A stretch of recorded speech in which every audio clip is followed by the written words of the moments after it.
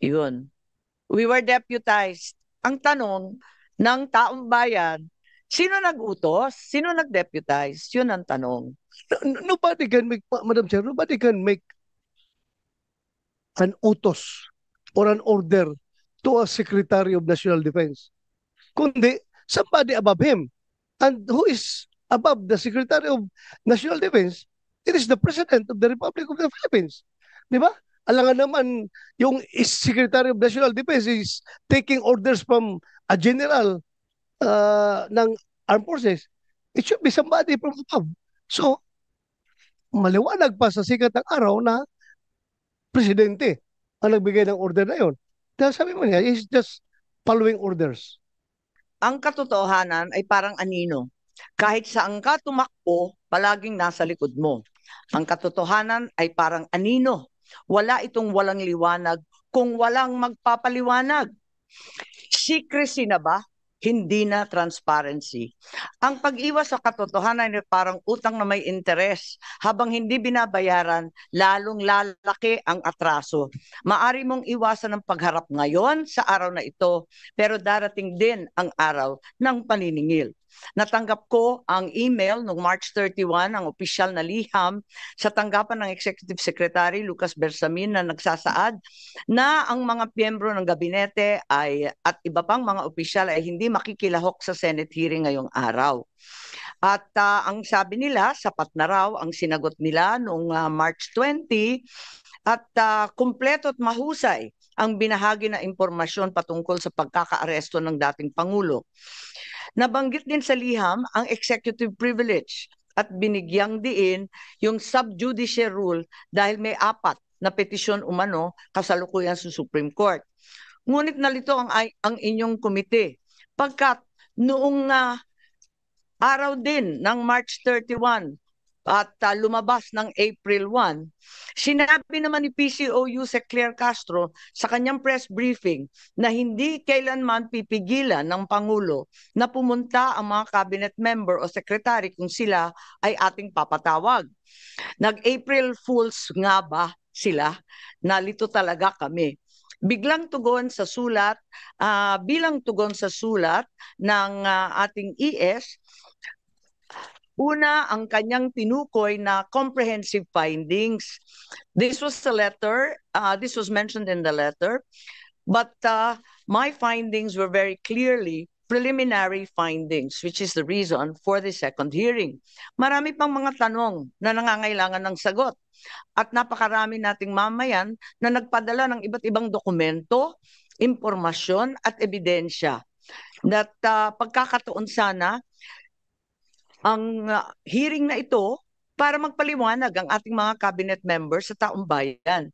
Sa usapin namin ng subjudice, alam natin at alam higit sa lahat ng ating dating Chief Justice na ang Korte Suprema na mismo ang nagsabi na hindi ito nalalabag kapag Senate inquiry in aid of legislation. Hindi ito saklaw ng karaniwang subjudice na nagbabawal isa publiko ang mga bagay na liniliti sa korte. Mahalaga ang legislative inquiry sa paghubog at pagpapatatag ng ating mga batas. Panguli, nirerespeto ko ang doktrina ng executive privilege, pero pakatandaan natin, hindi ito pwedeng gamitin bilang blanket shield, pangkalahatang pantago para ilagan ang tanong at umiwas sa paanyaya ng Senado. Itong landmark case na kabisado naman natin, Senate versus Ermita, nagtakda ng saklaw ng executive privilege. Nagsasaad na bagamat pwedeng gamitin ng ehekutibo ang pribilehyo niya na mga investigasyon ginagawa sa Congress, maaari rin mapasawalang bisa kung ang impormasyon hinihingi ay mahalaga sa tungkulin ng Kongreso sa paggawa ng batas o pagsagawa ng aming oversight function. May sikat na kasabihan, hidden truths are unspoken lies. Ang katotohanang tinatago ay kasinungalingan din. At mukhang ganun ang nangyayari ngayon sa pagtatago ng katotohanan gamit ang executive privilege at subjudice, nagmimistula tuloy na may cover-up sa mga nangyayari. Ngayon, inaanyayahan ko si Senator Bato at si Senator Go na mag-preliminary statement din po. Thank you, Madam Chair. Uh, what we have right now in front of us are empty chairs. Uh, itong ginawa ng mga opisyalis from the executive branch of government is a total snub to as far as we're concerned. And ito'y tahasang pagbaliwala sa doktrina ng checks and balances ng ating gobyerno. Kung ayaw na mag-attend ng hearing, ibig sabihin, ayaw na nilang magpapacheck sa atin na co-equal branch of government.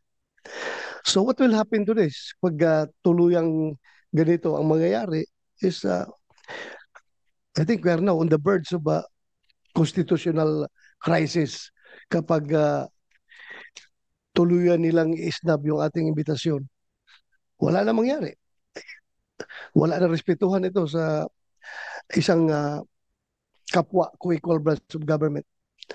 So, Madam Chair, I would like to move that we issue subpoena to these government officials to require their presence in the next hearing. Kung meron ka pang gaganaping hearing, dapat masabpina ito sila para magkaalaman. Klaruhin natin ito. Ay.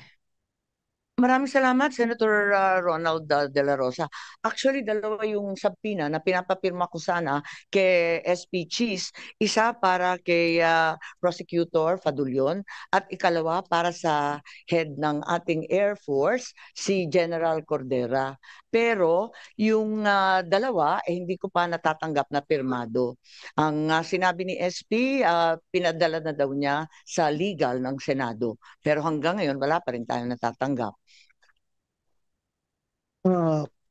Follow up natin, Madam Chair, kasi alam mo, if this situation is left unchecked, ang mangyayari sa atin dito is hayaan na lang natin na meron tayong Philippine National Police na patuloy na nilalabag yung ating konstitusyon at ang ating mga batas. Hindi po maganda ito, Madam Chair. Kaya nag-exist yung Senado, in particular, yung buong Kongreso para meron tayong checks and balances. Hindi po pwede yung executive branch of government hahayaan na lang natin na gagawa sila ng mga hakbang na lapag sa ating konstitusyon. So we are here to check them. So kung hindi sila magpapacheck, isnab sila ng isnab sa atin, then magkakaroon tayo ng constitutional crisis nito, Madam Chair. Thank you, Sang-ayon po ako sa inyo at talagang hindi tama itong pangkalahatang sinasabi. Lahat na lang executive privilege, lahat na lang sub judice. Alam naman natin, hindi naman tayo lihis at alam naman natin na napaklaro ng Neri versus Senate, yung Ermita case, kaliwaliwanag na kinakailangan na talagang malapit sa Pangulo, ang impormasyon hindi makukuha sa iba, hindi naman ito magiging panganib para sa lipunan, kaya't paano po ito naging executive privilege? Alam na po natin yan at hindi naman tayo nakikialam dun sa bagay-bagay na sinaloob ng mga kaso at asunto sa Korte Suprema. Kaya ang palagay ko, dadami po ang sampina na hihilingin natin sa ating Senate President. Marami na po kasi kung dadalawa lang yung na-absent dati, pagkarami-raming absent, nakikita natin tayo-tayo lang narito. Kaya nalulungkot po kami. At ngayon tawagan naman natin si Senator Bongo. Magandang umaga po, Madam Chair, Senator Bato de la Rosa, and to the resource persons present in this meeting. Parang wala namang resource persons present dyan. Parang wala akong nakikita. Si Attorney Medina lang po, yung dating resource natin, at narito rin yung dalawang abogado ng SEC. Yun lang po. Napakalungkot naman po. Malungkot yung Pilipino, malungkot rin yung hearing natin. Sa nakaraang pagdinig ng committee ito, marami tayong naisiwalat na maaring pagkakamali o paglabag sa batas, due process at karapatang pantao na isinagawang pag-aresto kay dating Pangulong Rodrigo Duterte. The preliminary report of the chairperson underscored a crucial point. The Philippine government was under no legal obligation to arrest the former president and surrender him to an international court. It was revealed that what was received was merely a diffusion notice which was unverified and unapproved by the International Criminal Police Organization, Interpol Secretariat. The government has repeatedly stated that the International Criminal Court has no jurisdiction in our country. Parating paulit-ulit yan. At hanggang ngayon, yan naman po pinag-usapan na wala pong jurisdiction. Kung walang jurisdiction ng ICC, bakit pinayagang pumasok ang Interpol? Kung hindi kinikilala ng gobyerno ng ICC, bakit nila binigyan ng pansin ng arrest warrant mula sa ICC? At it was very fast. Napakabilis po ng pangyayari. I'm sure kindly check nyo rin po sana. Baka maraming may mga red notice dyan na hindi naman minadali, hindi naman hinanap. Pero ito, ang bilis po. Mas inuna nyo pang isinuko si dating Pangulong Duterte kesa sa matagal na sigurong nandyan sa listahan. At kung sinunod nyo lang po ang batas at tamang proseso, hindi nyo papayagan na ilipad lamang sa loob ng 14 na oras si Tatay Digong. Madam Chair, hindi natin maaaring ipagsawalang bahala ang seryosong implikasyon ng mga pangyayaring ito. Napaka-unhealthy po itong nangyari ngayon. Maaaring may mga batas at proseso ang ating bansa na nalabag at maaaring may mga karapatan ng isang mamamayang Pilipino ang naisang tabi. Kung ang dating Pangulo ng ating bansa ay maaaring tratuhin ng ganito, paano na lang kaya yung mga ordinaryong mamamayan? Ano ang garantiya na hindi ito mangyayari sa iba? Dapat bawat Pilipino, mataas o mababa ang katayuan sa buhay, dapat may gobyernong masasandalan na hindi siya pababayaan. Former President man o hindi, karapatan yan at lalo sa pagdating sa kanyang kalusugan, kaligtasan at buhay.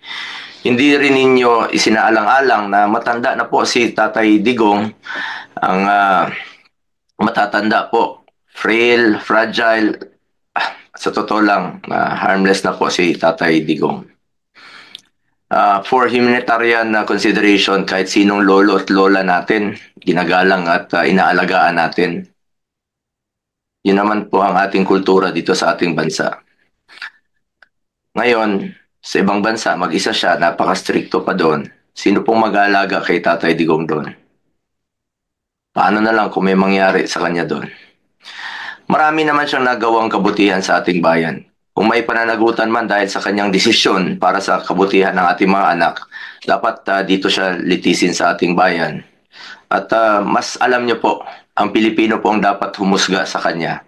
Kung ano yung nagawa niya po sa nakaraang 6 na taon, kung nakakalakad ba yung mga ating anak na hindi nasasaktan at ligtas. Mga OFWs, kampante po sila na nakakalakad ang kanilang mga anak na hindi nasasaktan sa gabi at hindi nababastos. May peace of mind sila while working abroad.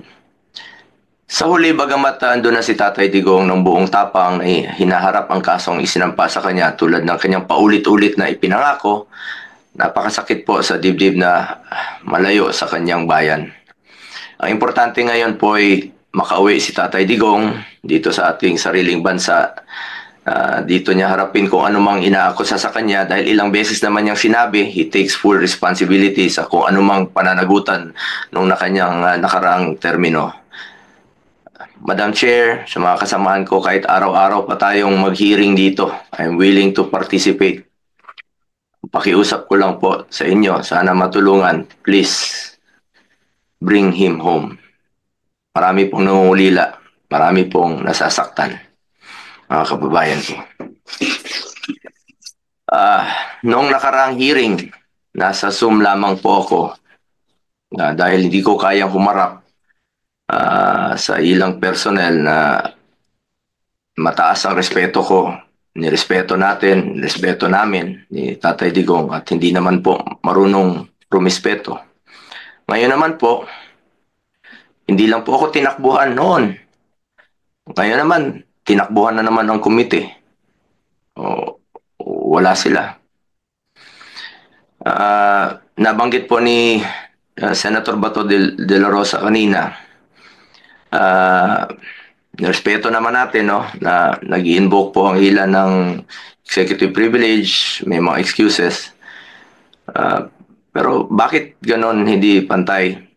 Kung ang ordinaryong mga vlogger, police, local officials, pinapatawag kung ayaw pumunta, nako-contempt.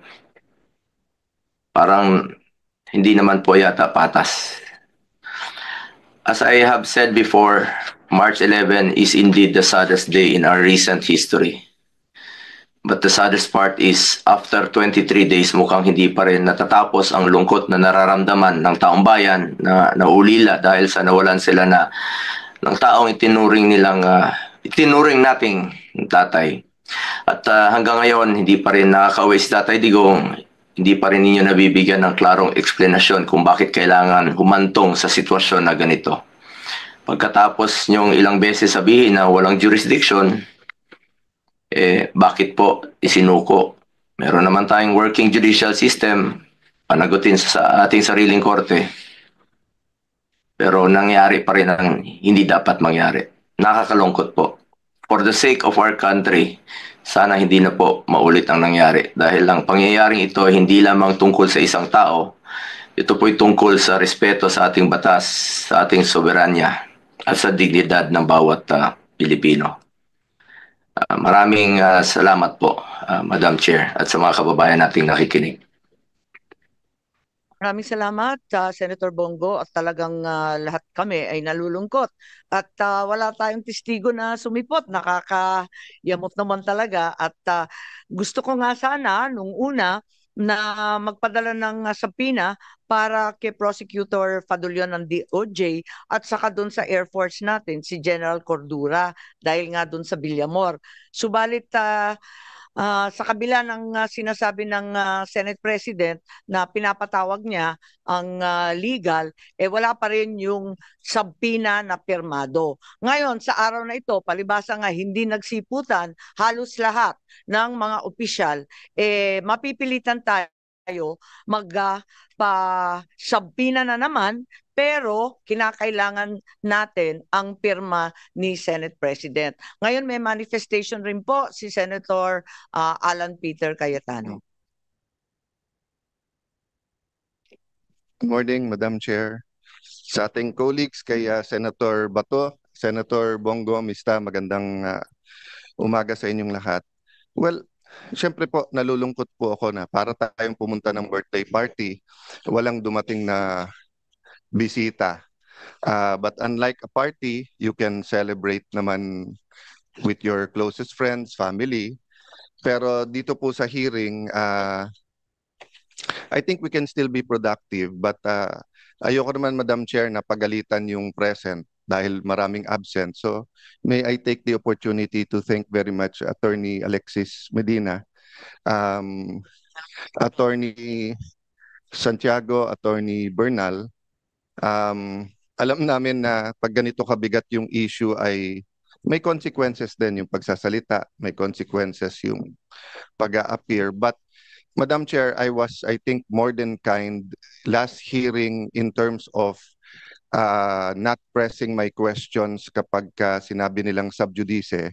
But just to clarify, well settled na yan, whether sa jurisprudence or sa history ng Senate, na mere filing of a case or mere pendency of the case does not stop the hearing, nor is it a reason for them not to discuss. In fact, pagka yung executive department, matetest pa nga yung consistency na kung ang sasabihin nila dito at sasabihin nila dun sa korte ay pareho. Yung sub judice rule kasi, and correct me later on, Attorney Medina, kung mali, it's really more of to protect the integrity of the court and the fairness para hindi dinidiscuss yung case, para hindi sila ma-pressure. Yung sub judice rule is not meant para yung kung may inconsistency sa ibang bodies, sa SEC, quasi-judicial bodies, or dito sa Congress or sa Senate. Kasi kung yun po ang kaso, di lahat ng ginagawa ng mga COM ngayon, ng mga TRICOM, QUADCOM, ang kailangan lang gawin ng witnesses nila ay mag-file ng kaso against themselves, tigil na yung hearing, no? Number two, there are many points regarding uh, other guests, for example, General Torre, no? He's not covered by executive privilege unless the president talked to him directly. Ang executive privilege sa pagkaalam ko, kasi kasama po ako doon, ako po nag-chair nung investigation sa ZTE nung na-discuss po tong mga issues na to at na-bring up for the first time in, at least in a recent history, yung executive privilege. Ang purpose ng executive privilege, pareho din ng purpose nung privilege na binibigay, for example, sa journalist, that hindi nila kailangan sabihin kung sino ang kanilang source, or kaya mag-asawa, or yung doktor at pasyente, or abogado at saka kliyente. Ang purpose kasi nun, the client and the lawyer can freely discuss. Ganun din, ang doktor at saka pasyente can freely discuss kasi they will not be compelled to testify, no? Against his client, against doctor. Pero lahat yan meron ding isa pong exception, no? For example, sa doctor, if iaminin sa kanya that a crime is about to happen sa United States, then they are required to say that. So ganun din po dito sa executive privilege. Malinaw sa Supreme Court ruling, you cannot use executive privilege if ang pinag-uusapan may crime ba o wala, or if it's to cover up a crime. At this point, we're not saying there is a crime to cover up, but I will bring up that point right now. So ma'am, of course, under your leadership, and syempre may emotions naman talaga si Senator Bongo last time, kayo po. Ako, try ko lang pigilan. Talagang bantay na bantay ako ng asawa ko na wag uminit ulo last hearing, no? Kausap ko rin ng Senate President na let's check the facts, apply the issues, wag mo nang banat ng banat kasi nga baka hindi natin nakita yung buong video. So having said that, I think lahat naman na himasmasan, lahat naman po tayo ay nakapag-reflect. So I was reflecting on, and ma'am, pwede ba after this just to show a short video ni General Torre? Kasi ito ma'am, Republic Act number 7438, an act defining certain rights of a person arrested, detained, or under custodial investigation, as well as the duties of the arresting, detaining, and investigating officers, and providing penalties for the violation thereof.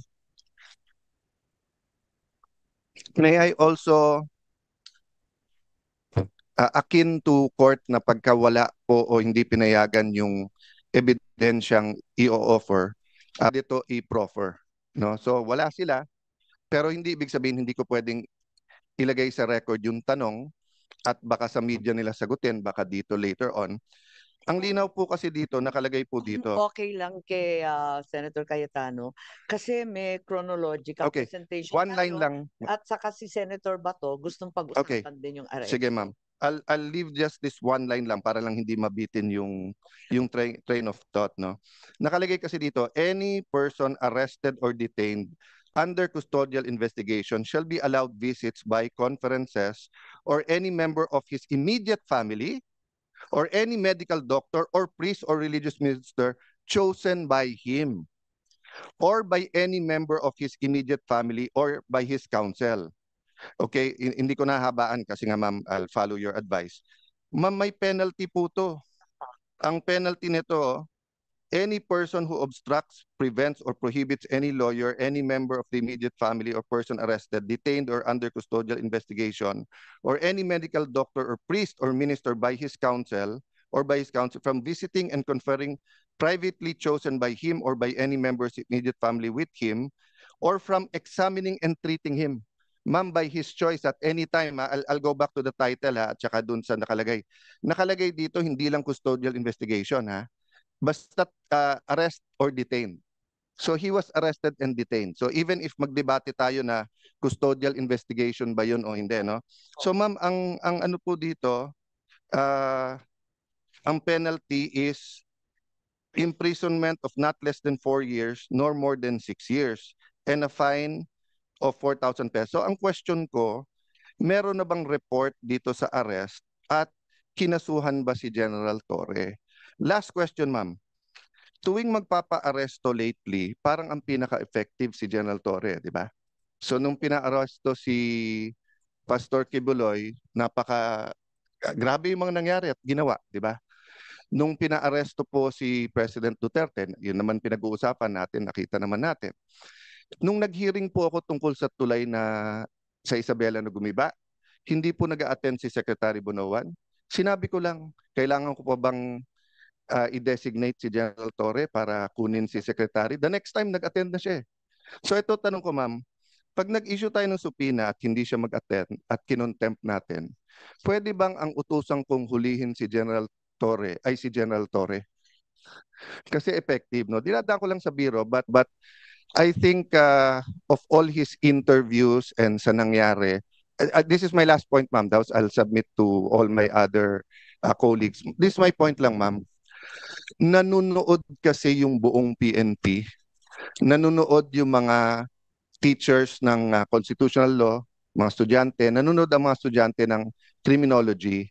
And di ba sabi nga nila, yung bata, hindi mo pwedeng turuan sa salita. Natututo yung bata sa gawa. So ganun din sa gobyerno natin. Pag sinabi nung mayor, no corruption, pero corrupt siya, ang dating sa mga department head, pwede mag-corrupt. Di ba? Pag sinabi ng COMELEC officer sa isang probinsya, no cheating, pero pinayagan niya yung cheating or vote buying, ang papakinggan ng tao hindi yung salita, yung gawa eh. So kung mali yung pagka-aresto, nangangamba ako na especially sa lugar na walang internet, walang cellphone, baka ito yung masunod eh. Humihingi sila ng counsel nila o doktor tapos hindi pagbibigyan, no? And then the last point doon, ma'am, is that bakit kapag ka lower rank, meron pong isang vlogger, di ba, na PNP na nagsorry na kaya parang okay pero hinuli tapos kakasuhan. I understand that at magandang rule yon na pagka ikaw ay sundalo o pulis ay hindi ka basta pwedeng hindi ka pwedeng partisan, di ba? Pangalawa, kailangan bantayan mo sinasabi mo. But I'll give you 2 examples, ma'am. Bakit po si General Torre, kung ano-ano sinasabi sa kung ano-anong interview, hindi naman napapagalitan? So ang dating po sa lower rank, bawal partisan kung kalaban. Kung kakampi yung sinabi mo, pwede. I'll go to a non-partisan issue. And I respect this person very much. I think he's one of the best chief of staff, personal friend, etc. Kaya lang, as a former secretary of the DFA, I have to mention this, no? When the AFP chief of staff said, prepare kasi madadamay tayo kapag ka-invade yung Taiwan, tayo po ay may one China policy. Ano po ang magiging reaksyon natin nung sa Marawi siege kung sinabi ng China, prepare kasi pag sinugod nila yung Marawi o kapag nilabanan nila yung secession sa Mindanao, mai-involve tayo. Magre-react din yung foreign affairs natin, hindi ba? Kasi nga may one China policy tayo. Don't get me wrong, ha? Ayaw natin ng gulo sa Taiwan. Nakikisimpekto tayo sa democracy ng Taiwan. We want them to coexist with mainland China. But having said that, we have to be sensitive. So the right person to speak is either the DFA or the presidential spokesperson, hindi po sundalo or police, no? So I'll stop there, ma'am. Pero sana nga consistent tayo para hindi nalilito yung mga kawani ng gobyerno kung ano talaga ang tama at ano yung mali. Thank you, Madam Chair. Maraming salamat, Senator Cayetano. Maliwanag na maliwanag ang inyong pag-unawa at pagbabalangkas nung subjudice pati yung executive privilege kasi naging cabinet member nga kayo at talagang may limitasyon yon. Mag-umpisa tayo kung hahayaan ninyo ng chronological, ano? At nais ko lang ipakita na sa kaguluhan nung nakaraang taon, sa Mayo pa lamang nagkaroon na ng briefer tungkol sa aresto ni Presidente Duterte. Hindi tama yung sinasabi na walang kinalaman ng Pilipinas dito. Ilang beses tinatanggi ng ating mga opisyal, sana narito sila para ipaliwanag. Subalit nag-press release po ang liwaliwanag nung DOJ Assistant Secretary Mico Clavano, May 8 ang kanyang mga press release, at sa kalagitnaan ng kaguluhan tungkol sa PI, yung ating People's Initiative, sa kaguluhan ng Davao at Maisog rallies, ay biglang nagkaroon ng bagong briefer na ginagawa ng DOJ. Ito ay unang-una for the potential arrest of President Duterte, ikalawa ang pagbabalik ng Pilipinas sa ICC. Maliwanag na last year pa, May of 2024, nag-umpisa na ito. At sabi rito, aware naman tayo na yung policy ay hindi papasukin ng ICC. Pero posible naman mag-iba. So, yun ang nakakaabala dito. Mayo pa lang, pinaplano na yata ito. At kahit sinasabi ng ating kagalang-galang Secretary of Justice, sana narito siya, sabi niya, labas-masok ang dayuhan sa Pilipinas. Libo-libo sila, daan-libo pa ang pumapasok na waring di natin nalalaman. Ngunit, kilala ng ating Bureau of Immigration ang ilang ICC, mga tauhan na klaro na pumasok dito. Unang-una, maliwanag, si Maya Destura Bracken. Dumating noong October 4, 2024. Siya ay galing US at interpreter siya noong ICC. Maliwanag po yan. At maliwanag din na dumating siya sa Pilipinas. Ikalawa, andito din yung protection expert para ipagtanggol ang mga testigo. Ang pangalan, William Rosato, dumating sa Pilipinas October 15, 2024.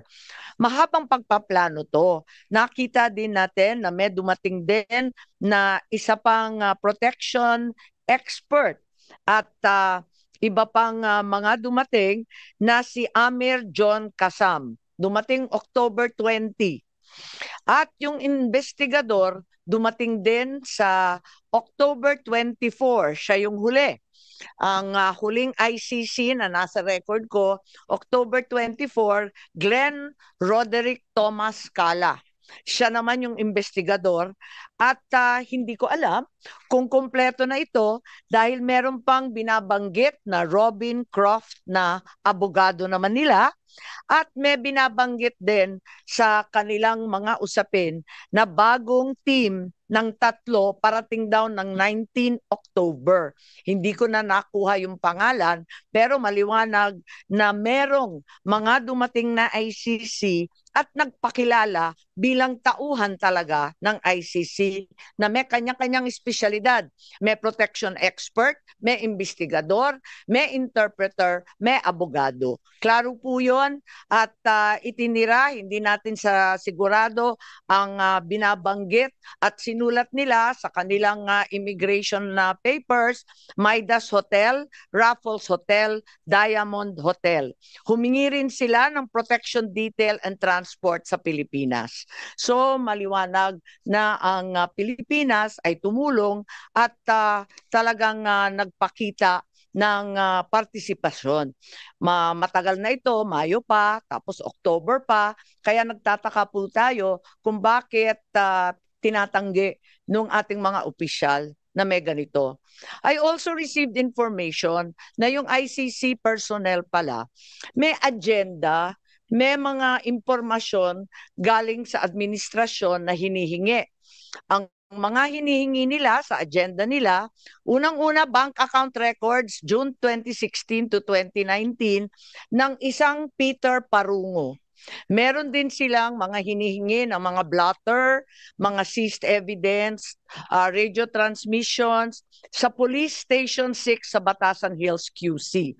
Alalahanin natin na meron tayong bank privacy. Kaya nakakapagtaka bakit yung bank account records na kami mismo dito sa Senado hindi makuha-kuha, naibigay sa ICC. Pati na rin yung mga tactical operations ng pulis, pati na rin yung records ng East Avenue Medical Center sa lahat ng dead on arrival between July 2016 to 31, 2017, lahat ng detalye ng postmortem autopsy at mga inspeksyon. Sana ipapatanong ko to sa ating kapulisan. Sabi nga ni Senator Cayetano, hindi naman yan sakop ng executive privilege pagkat hindi naman cabinet rank. Pero wala sila rito. Bakit nila ipagkakaila ito samantalang fully recorded naman ito? Ang liwaliwanag naman ito. Wag na tayo magbulahan. Tapos, itong agenda na sinasabing hiningi, siya rin ang lumitaw sa application for warrant ng ICC prosecutor. Sa madaling sabi, ang kaso sa ICC base sa ebidensyang binigay ng pamahalaan ng Pilipinas. I am asking these questions, I cannot help but wonder, while the administration has been claiming it did not help the ICC, why the prosecutor in his application for the warrant of arrest for PRRD cited the following documents as part of the evidence. Ito na nga, yung paulit-ulit nilang pinagmamalaki, dokumento ng PNP at ibang department, ang drug watch list maintained by the law enforcement, financial and bank records, forensic evidence na nanggaling sa PNP. Mahirap kunin itong mga katibayan na ito.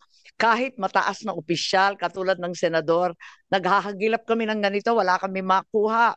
Paano nakuha ng ICC prosecutor kung sa mga salita at deklarasyon ng ating administrasyon ang sinabi, it will not lift a finger to help the ICC. Bakit? Verbatim. Lahat ng hiningi nila, nakarecord sa agenda, yan din ang lumitaw na katibayan para sa warrant of arrest. Even if you were to assume that there were members of the PNP who helped the ICC prosecutor in an unofficial capacity, why were these not detected by our intelligence officers? I find it very hard to believe. Malaki po ang budget sa intelligence. Tignan po natin. Ang NSC, sana nandito si Secretary Anyo. Limpak-limpak na salapi ang ginagastos ng Pilipinas sa OP, NSC, DND, AFP. Ang Philippine Army may hiwalay, Air Force may hiwalay, Navy General Headquarters. Lahat ito hindi nila nalaman. Parang naman mahirap intindihin. Totoo ba na right in front of their faces, hindi naman nila nakita lahat ito? Mahirap talaga paniwalaan. At eto pa, meron na din tayong case build-up na narinig.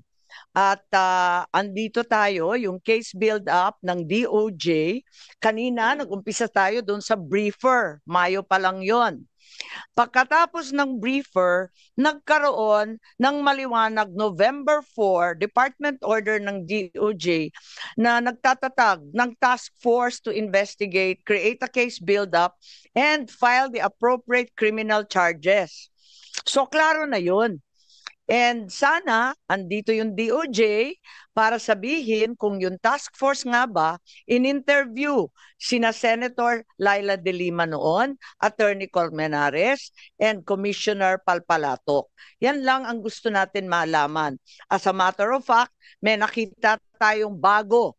March 6 nitong taon na to, may memo ng accomplishment report nitong case build-up na to na humihingi ng additional 90 days.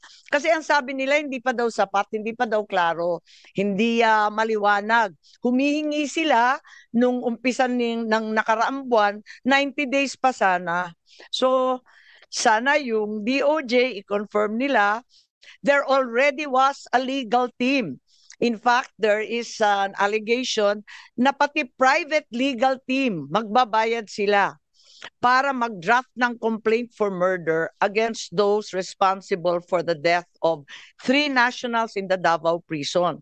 Kung may case build up, may draft of the complaint, why did we still have to cooperate with ICC and Interpol? I wanted to verify kung totoo nga na yung DOJ pinagtatanggol yung ICC jurisdiction in the cases before the Supreme Court. It appears that the DOJ is arguing there is no investigation or prosecution in the relevant EJK cases. But in fact, sila mismo may task force, meron ng report, may hinihingi na ng mga private lawyer, meron na ring Quadcom sa Kongreso, merong Senate Blue Ribbon Committee.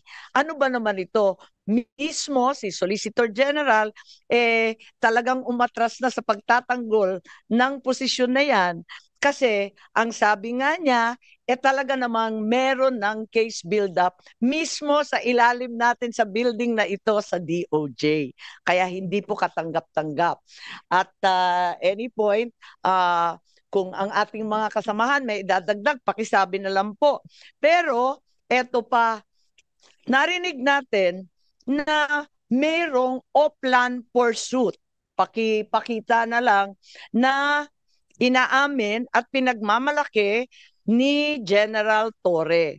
Sabi niya, hindi ito spur of the moment. Huwag kayong maniwalang spur of the moment dahil matagal ko nang pinaplano ang Operation Pursuit. Ayan. Sige. Pwede natin ipakita. Ayan. Laksan lang po yung volume. Laksan lang natin yung volume, please.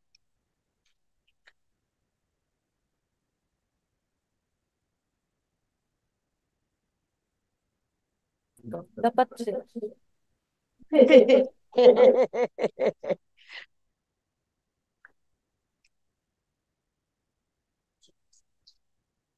Sige.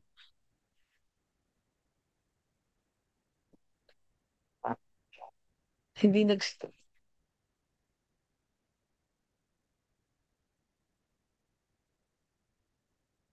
Attorney Dana, yung ating technical please, napakahina naman ng volume natin.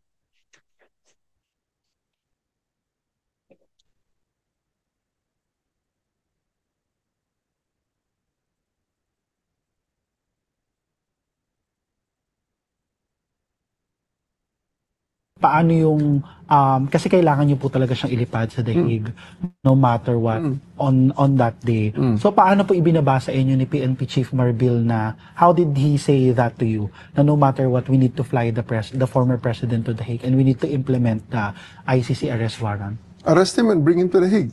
Yun lang. Simple as that. Arrest him and bring him to the Hague. Sagot ko lang, sir, bigyan mo ko aeroplano. O di ayos.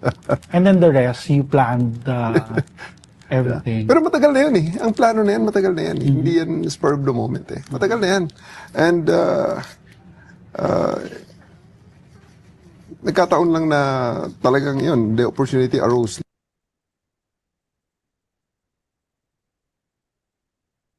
Ayan, maliwanag, may Operation Pursuit, sabi nga ni General Torre, matagal na yan.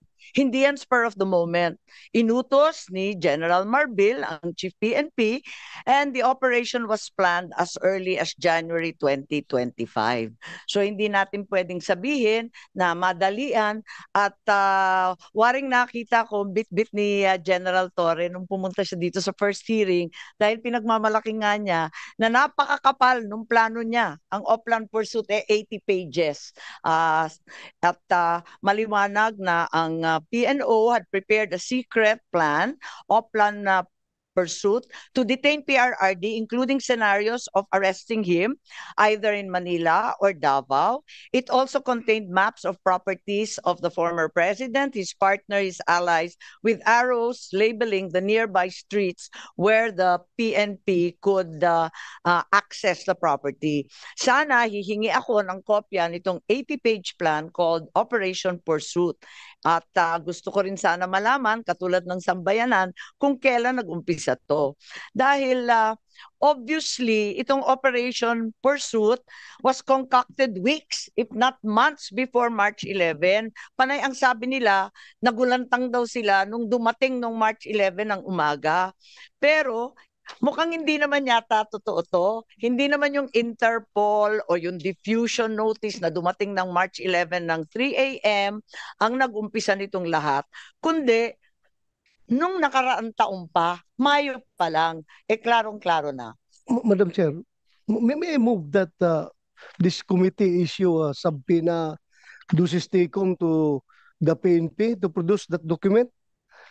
Madam Chair, before you rule on that, did the cabinet secretaries also submit already the whole video? Kasi they said last time Putol.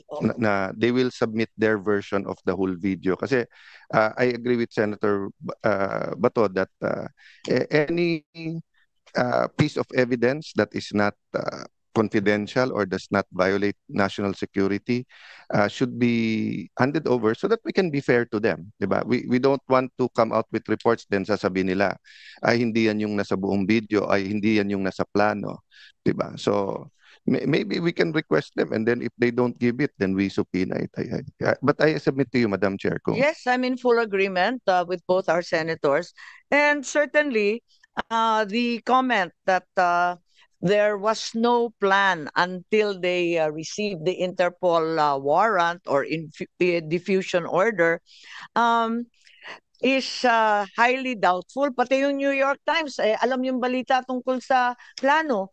Bakit tayo walang maibigay na plano sa ating komite? Pagkatapos yung complete video na hinahanap ni Senator Cayetana, tama po kayo. Hanggang ngayon, hindi pa nabigay. Pero baka kasi kasama sa 80-page plan yung paghuli kay Senator Bato. So hindi talaga pwedeng ibigay muna sa atin. Senator Bato, anong comment nyo dan?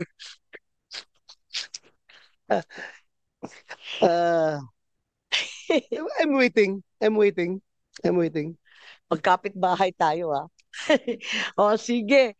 Ang liwaliwanag na meron talagang extensive and exhaustive plan, 80 pages.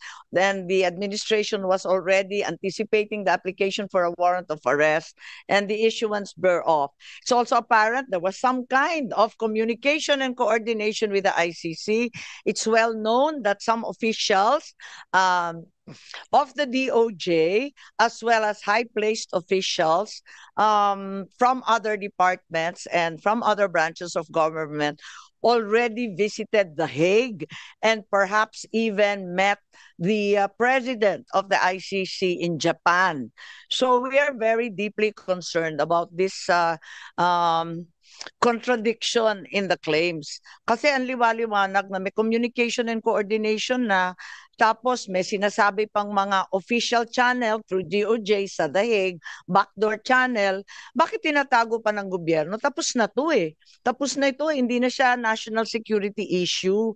How could the administration have known for weeks, if not months, in advance that the ICC will issue a warrant of arrest if, as claimed by the Secretary of Justice, the country was not communicating with the ICC? Parang hindi ka panipaniwala na gulat naman tayong lahat.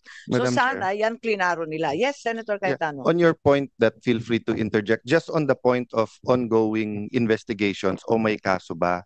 I was really deeply disturbed and shocked when Secretary Boying Remulla told us that lahat nung this is my words so will refer to the record naman sa eksakto niyang sinabi at yung terminology, but sabi niya, Senator Bato, nung huling hearing na parang lahat, and you might want to refute that if you have information, but sabi kasi niya lahat daw nung wrongful death po yung ginamit niya ay wala daw record, walang blatter, wala daw talaga.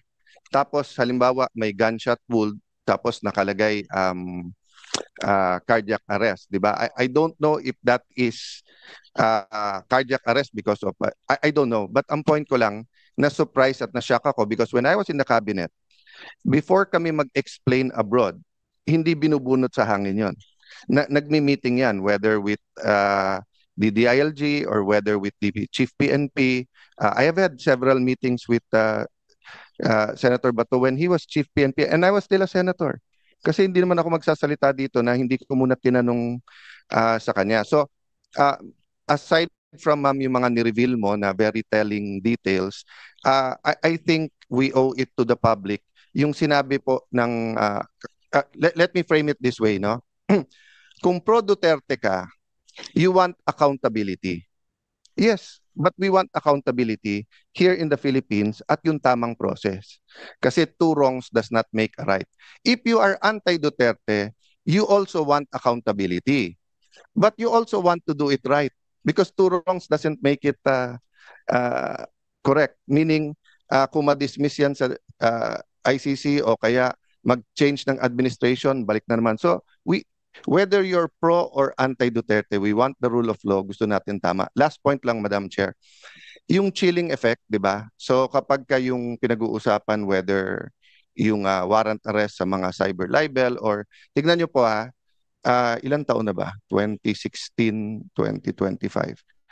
9 years ko nang kadibate si Senator De Lima, just like some others of us, former Senator De Lima. 9 years, di ba? 9 years na.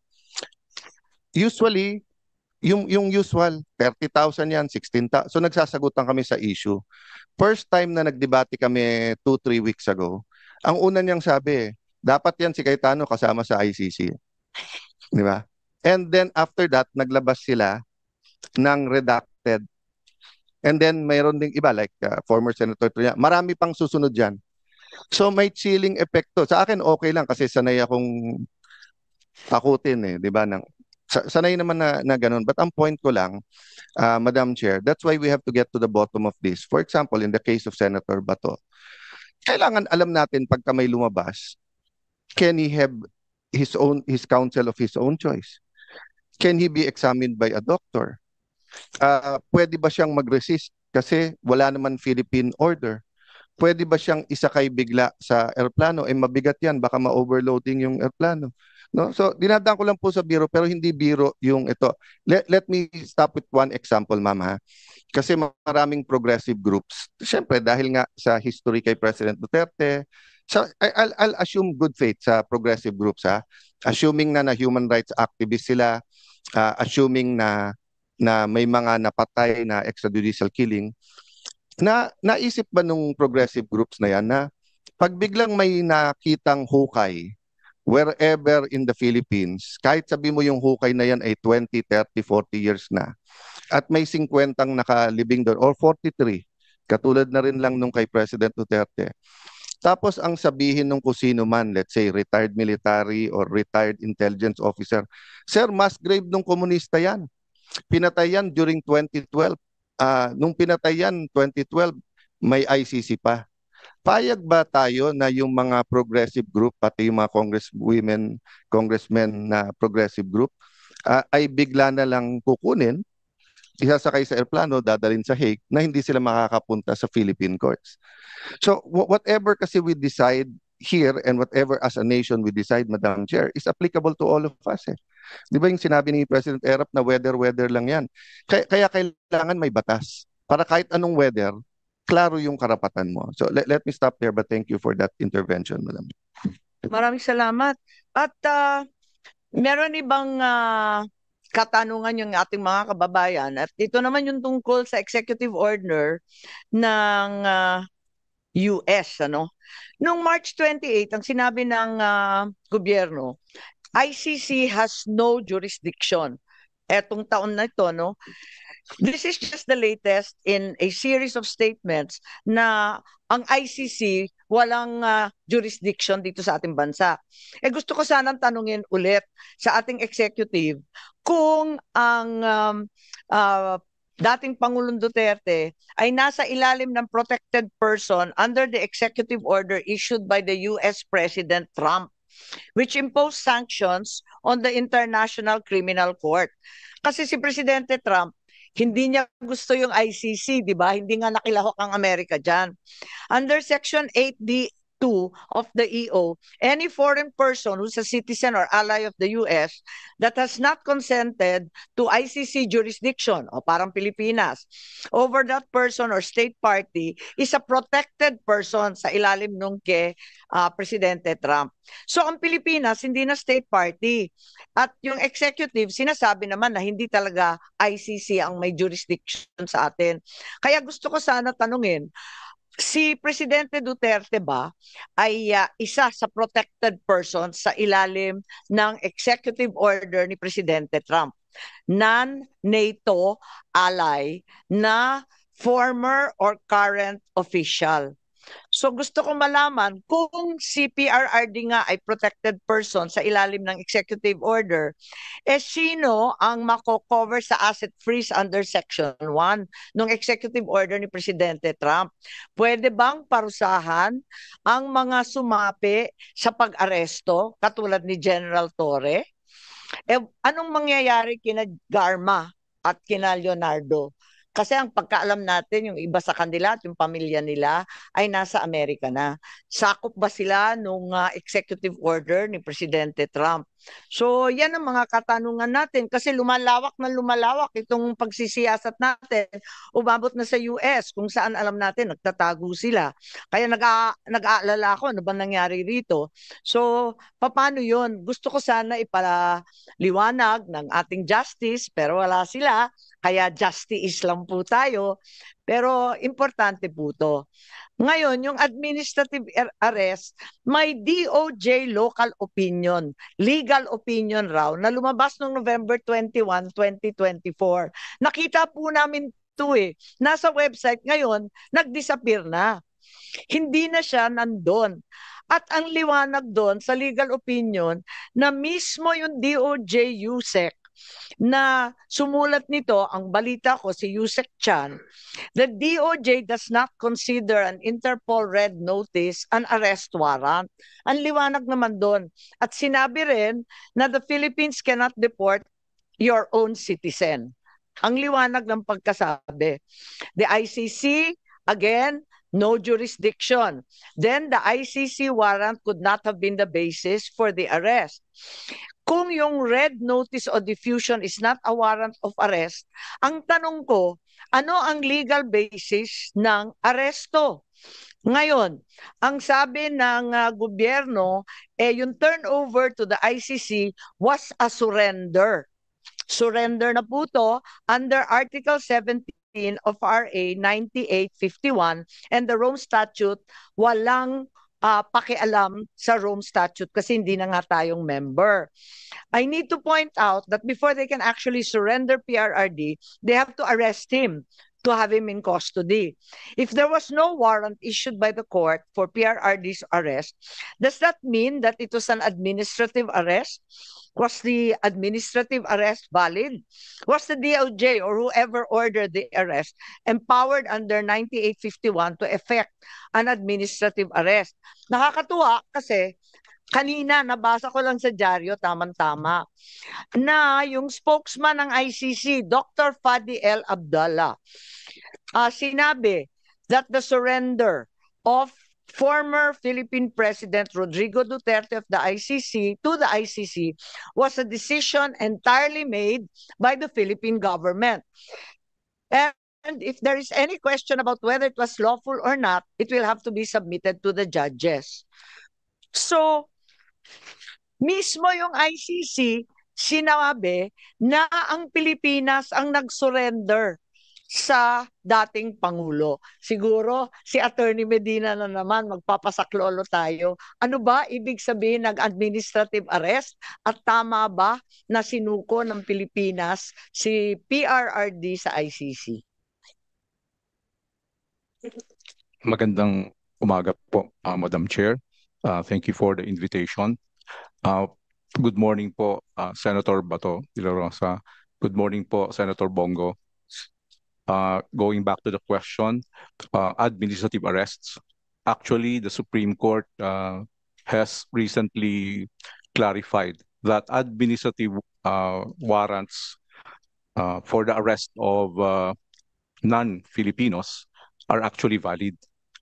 But these administrative arrests apply only to non-Filipinos in deportation proceedings, at least from the case decided by the Supreme Court, it involved a foreigner. Now, we must also take note that in that recent case, that's a landmark case, because in this decision, the Supreme Court introduced an innovation. Historically, administrative arrests and deportation process are purely administrative, no court intervention. But this time, the Chief Justice, who wrote the decision, and upon the suggestion of Supreme Court Justice Marvick Leonen, they introduced a new rule. Under this new rule, even if a person, a non-foreigner, is arrested on the basis of an administrative warrant, they must still inform the regional trial court and wait for the regional trial court to issue a judicial commitment order. Therefore, there's now a duty on the part of police officers or immigration officers, even when arresting a foreigner, to bring this person to the jurisdiction of the courts. So this represents a new trend. If a foreigner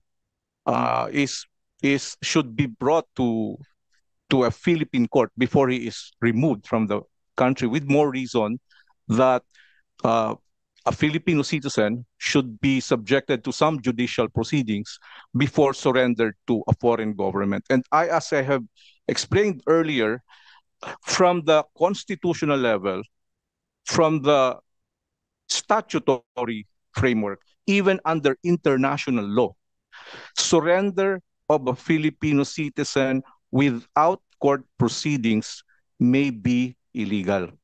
That's not just constitutional, that's also statutory, even under international law. In fact, the Interpol Constitution itself requires some due process, the application of Philippine laws, and number two, the application of the rights guaranteed by the Universal Declaration of Human Rights, which includes due process.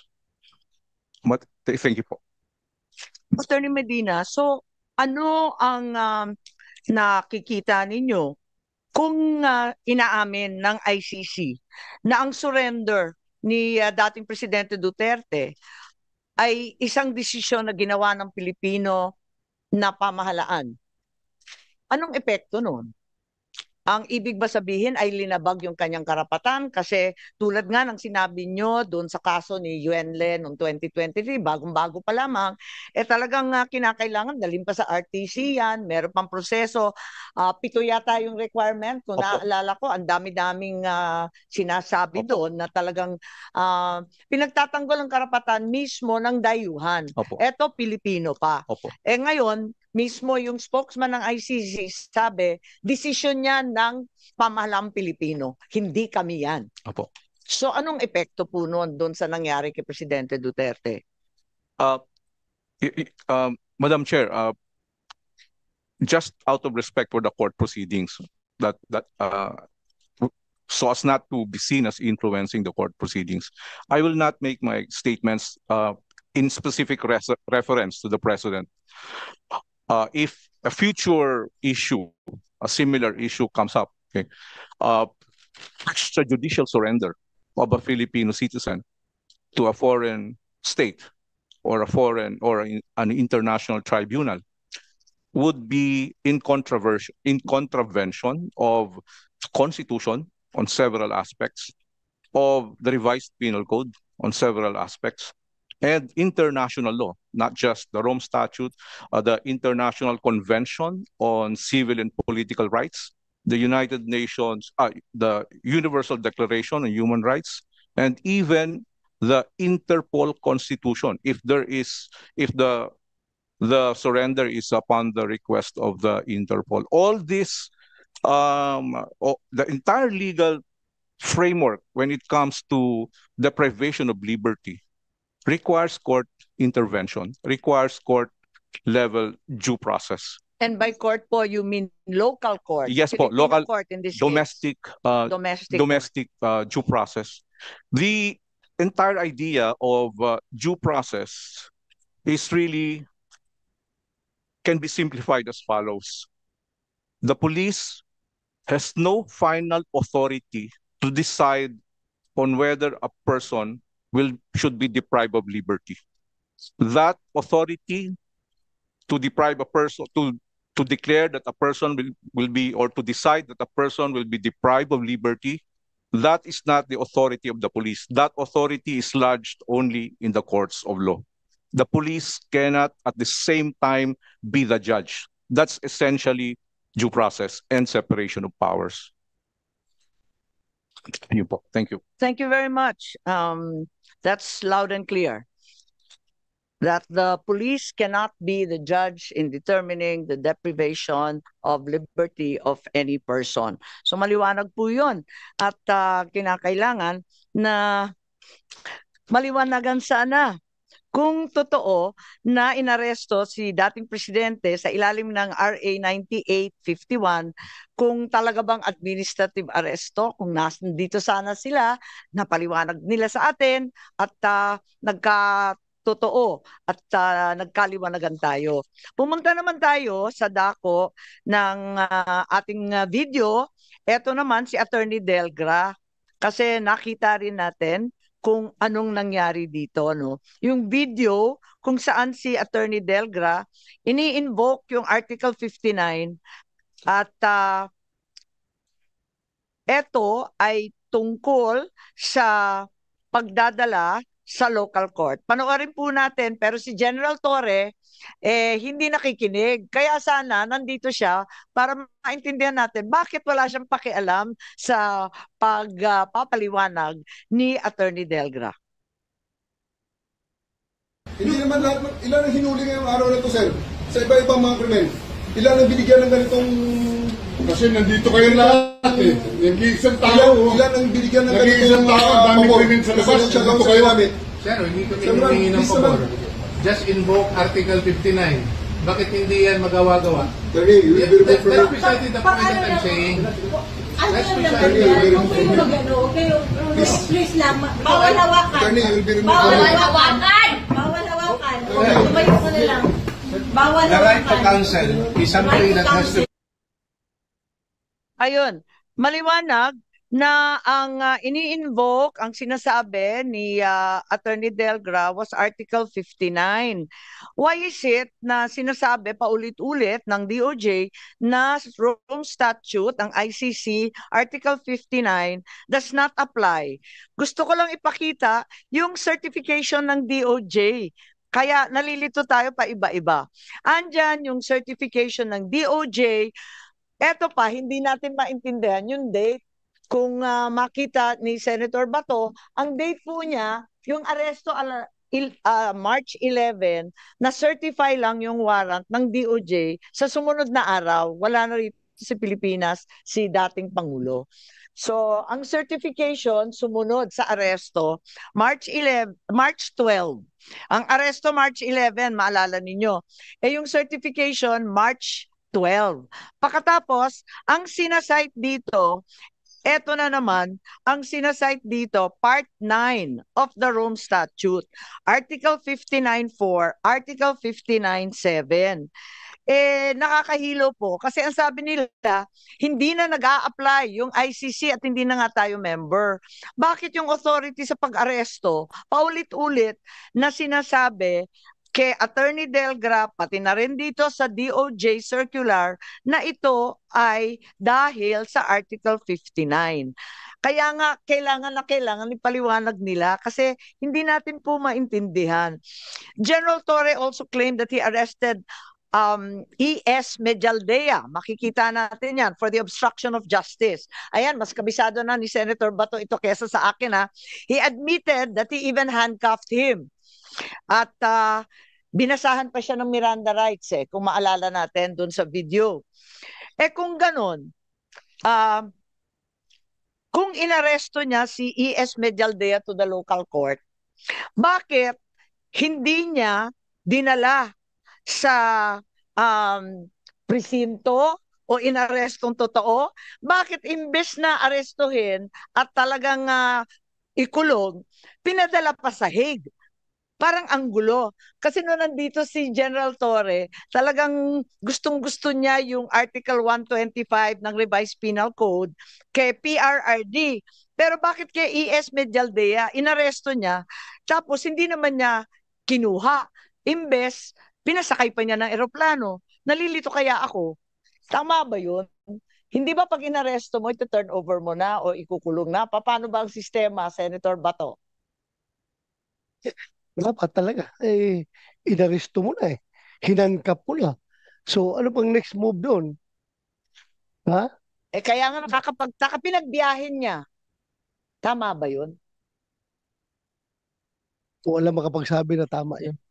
Oo nga. At eto pa, nung si General Torres sinabihan, si Attorney Delgra ang susunod na aarestuhin. Ano to? Pananakot ba to? Or talagang sinasabi niya kung anong gagawin niya next? Was he going to arrest him for what? Was Attorney Delgra committing a crime? Wala naman di ba sa video, nakaupo lang yung tao eh. Tapos, bakit hindi niya tinuloy yung aresto kay Attorney Delgra? Gusto ko sana siyang tanungin eh. Bakit hindi niya tinuloy kung talagang may krimen na nagaganap ni Attorney Delgra? Dapat inaresto din niya. Ba't hindi niya ginawa? Kung wala namang krimen, ba't siya nananakot? Was this a threat? If it's a threat, isn't it the crime of grave threats na bawal sa ating kapulisan? Article 282 of the Revised Penal Code, threatening to commit the crime of arbitrary arrest and detention is clearly a grave threat. So hindi ba liable si General Torre dyan? Bilang tanyag na pulis at general, di ba Senator Bato, ano sa tingin ninyo? Hindi lang liable, Madam Chair, kundi sa nakikita ko talagang lasing na lasing siya sa kapangyarihan. Mukhang he went overboard. Lahat na lang binayulit niya. Madam Kaya Chair. nga, sunod nga eh. Parang hindi naman tama to. Kaya sana nandito sila, pinagtanggol nila yung sarili nila kasi marami sa atin. Nagtataka, bakit ganon si Medialdea, nabasahan na, nahandcuff na, tapos hindi naman kinuha, pinabiyahe. Tapos yung isa, tinakot ng tinakot, wala namang ginagawa. At labag yun sa batas eh. O sige, iba naman topic ngayon sa doktor. Ito naman tayo sa doktor, ano? Dahil mapunta tayo sa ibang usapin, marami tayong naririnig at alam natin na may mga doktor na tumingin kay Presidente Duterte. Tignan natin. Ang balita, ang sabi, si Presidente Duterte tumaas ang blood sugar. Meron tayong nakikita dyan at ang balita, ayun, ayan, tumaas daw ng lampas ng 300 kahit may insulin shots na siya. Hindi bumababa ang kanyang sugar for diabetes management. Meron siyang insulin pero nandun pa rin sa 328 ang kanyang blood sugar. He was advised because of his acute diabetic complications na magpahinga muna. Hindi naman ako doktor, pero yung 300, talagang nakaka-alarma, di ba? Napakataas nito. Oo, bulag ka na talaga at tulog ka na ng tulog. Nakita nga natin na nakatulog siya, di ba, doon sa isang maliit na upuan. Bakit pinagpilitan pa rin ng mga otoridad na dalhin si PRRD? Tapos may stopover pa sa Dubai na napakahaba kahit ganito yung kondisyon niya. Sino yung doktor na pumirma ng travel certification? May balita kasi na ayaw ni Colonel Dr. Donald Palma, yung cardiologist ng AFP, ang sabi daw, lahat ito daw kasi maraming nakarinig, na wag daw ipagbiyahe kasi may sakit. Mahina yung kondisyon. Pero pinagpilitan.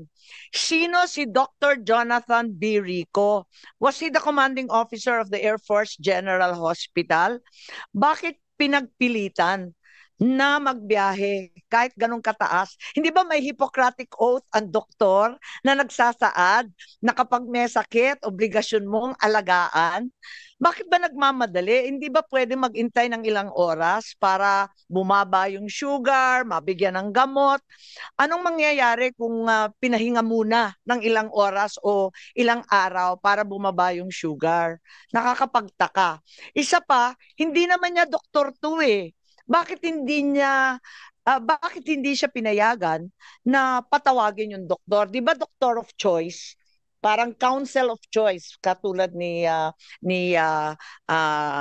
VP Inday. 'Yun ang pinipili niyang abogado. Ang sabi nila napakarami ng abogado dito. Hindi naman 'yun ang counsel of choice. Ito ring mga doktor na to, hindi naman doktor niya. Personal physician ang sabi. So lahat ito nasa military facility under the command of General Cordura. Na hanggang ngayon hindi pa rin sumisipot. Ilang beses sinabi ni VP Sara nung nakaraan, bakit yung AFP pinayagan ang PNP mag-take over ng Villamor? Sino nag-utos? So sino nagsabi kay General Cordura na si dating Pangulo ay dadalhin sa Villamor? Normal ba yan? Ordinary procedure ba yan ng PNP? Dadalhin bigla sa Villamor ang mga arestado? Hindi naman yata. Kasi plano na talagang ilipad sa Dahig. Kaya doon sa airport nilagay. Oo. Para malapit doon sa nakaparking na Gulfstream na aeroplano. Ganun ba yon? Para ready na to ship out of the Philippines. Bakit hindi dinala na lang sa PNP facility? Palibhasa PNP naman ang nag-aresto, di ba? Si General Torre, bitbitin niya sa Krame o sa ibang Kaya nga, facility. yun, sabi nga ni Torre, well planned na yun. Ha? Oo nga, Hindi yun spur of the moment. tama. Bago pa dumating si Pangulong Duterte dito, naka-ready na yung Gulfstream na aeroplano doon, naka-standby malapit sa yung facility sa Villamor, kung saan dinala si President Duterte doon. Dahil plano na talagang ilipad. Ano pa? Tama.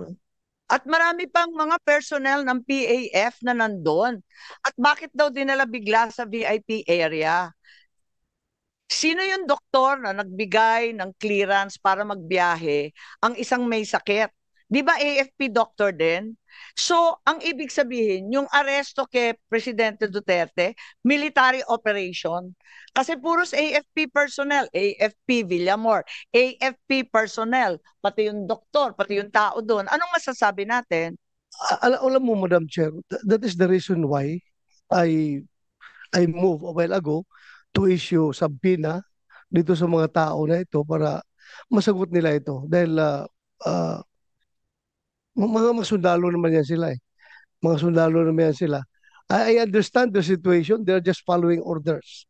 Pero pag umabot sa punto dapat, kung nakikinig yung mga kasundaluhan natin, mga kapulisan, pag umabot sa punto na yung order na ibinibigay sa inyo ay very unconstitutional na at klaro na may nilalabag na mga batas, dapat tayo mga sundalo, mga pulis, mag-isip-isip rin tayo.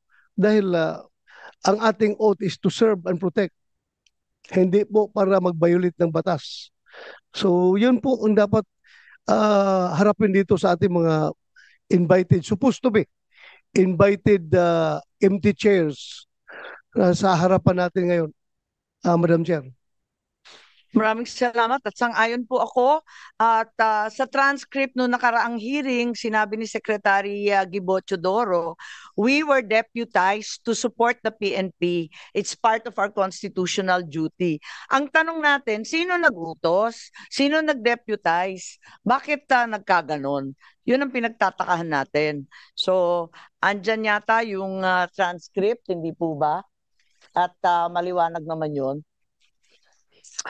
Yes. So sinabi niya na deputize, na pag-utusan lang daw sila tulad ng sinasabi niyo, Senator Bato, na nautusan. Ayan o. Ayun.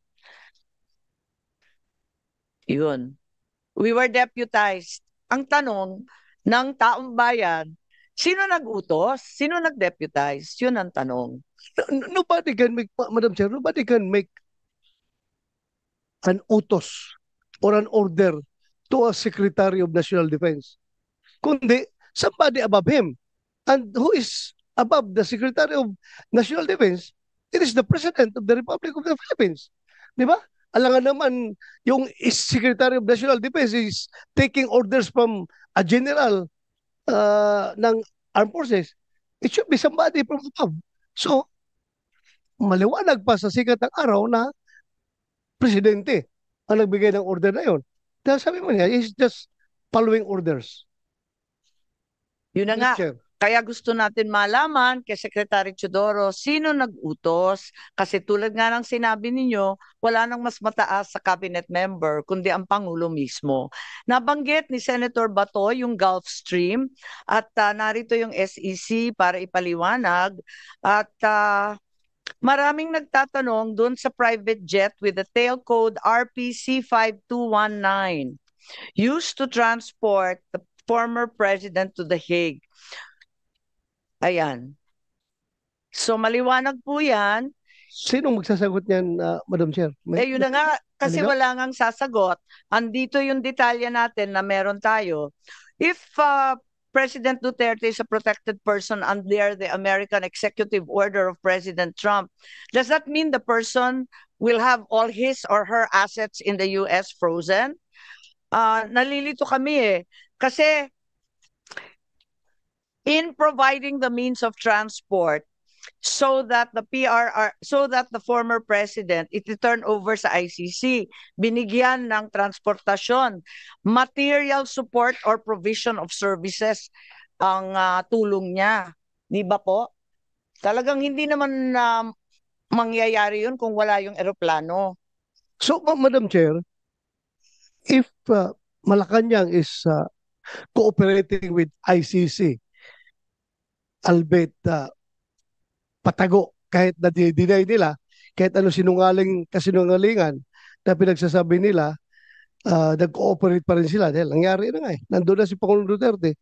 Siguro naman, it is a moral obligation of this committee also to share our findings of this committee to President Donald Trump para kung sino mang may-ari nitong Gulfstream na ito, na aeroplano, ay kung may mga ari-arian dito sa Amerika, covered siya sa executive order na pinirmahan ni President Trump. So kung sino mang may-ari ng aeroplano na yan, mananagot siya kay President Trump. Sigurado ako, kung may Gulfstream ka na aeroplano, meron kang mga ari-arian sa Amerika. Kaya prepare for the repercussions of your action. Dahil very clear yan doon sa executive order na inisyu ni President Trump na mananagot kung sino mang mag-facilitate ng mga interference ng ICC to their allied countries. Madam Chair. Kasi maliwanag yun, ano? Ito yung tail code, nandyan si PRRD, maliwanag. And there's also an article in Manila Times na sinasaad na may Challenger Aero, ano nga pangalan nito? Challenger Aero Air Corporation that arranged the flight. Hinahanap po namin yung article, biglang nawala. Pero andito yata, ayan, yan ang nakita natin Sino may-ari ng Challenger Aero Air Corporation? Sino mga shareholder? Nandito po yung SEC, kilalanin natin si Attorney Bernal, Attorney Santiago. Kilala po ninyo itong Challenger Air Corp. Sila daw ang nag-ayos nung biyahe. Good morning, Madam Chair. As regards Challenger Air Corporation, this was not among the corporations that were requested by the committee, so we may have to ask for some time for us to provide these documents, Madam Chair. Meron kasing nagpadala, eto naman hindi ko na mahindian, nagpadala na yung Challenger daw ay subsidiary ng San Miguel. Totoo ba yun? Pakita na lang. Kaya lang, wala nga tayong tao rito na magsasabi, wala tayong testigo. Naobliga kami maghanap. At may nagpadala nito na eto nga, sa San Miguel daw to. Ano yung ano yung papel ng challenger kung hindi naman sila may-ari? Kaya nakakapagtaka, kanino ito registered? So, Madam Chair, if I may, Madam Chair, close na daw sa SEC. Ha? Nakita po natin siya ka. Okay. So, hindi namin mahanap itong challenger na to. Yes, Senator Bato. ma'am, I think Attorney Perdino Santiago, you're with SEC, Attorney? Yes, Senator. Baka pwedeng i-text mo na lang ngayon doon. Anyway, computerized naman lahat yan, di ba? Baka pwedeng mapadala mo ngayon dito habang hindi pa tayo nag-adjourn. We're already coordinating with the office. Thank you, Attorney. Thank you. Salamat, Madam Chair. Maraming salamat. Pero hindi naman to may-ari eh. Ang sabi, arranged lang. Sino nga ba yung may-ari nitong aircraft na to? At anong kumpanya to na nag-charter or nag-lease out? At sino ang nag-charter noong March 11? Kasi ang sabi ni Secretary Remulla, si John Vic, siya nagsabi na yung private jet was paid for by the Office of the President. So ngayon, tinatanong ko, if the company or person who owns the plane was authorized to charter it or lease it. Kasi ang pangalan nito iba eh, Pacific Asian Pearl Airways. Meron yata sa SEC niyan. Pwede kayong sumagot. Yun ang registered owner, tama po ba? As regards the owner of the specific airplane subject of this inquiry, it's not reflected in the SEC records. We defer the ownership of the airways with the proper regulatory agency of which is CAAP. However, we already provided the Senate committee with the requested SEC corporate records of the corporations that you requested, Madam Chair. So in fact, there are two corporations with similar names. Is that correct? Would you read them out, please? Those with similar names to the requested corporate names are Pacific Pearl Airways.com Corporation and Pilipinas Asian Pearl Airways Inc., Madam Chair. So they are in fact registered with you and you have the ownership also stipulated? Yes, Madam Chair. And may we see the names?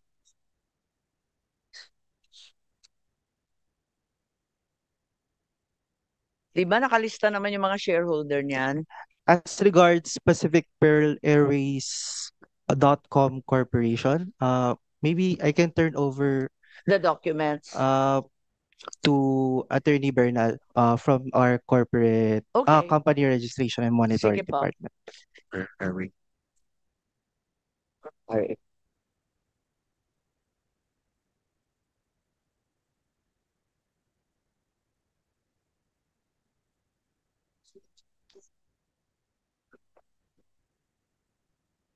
Yes, Attorney Bernal, you're recognized, please.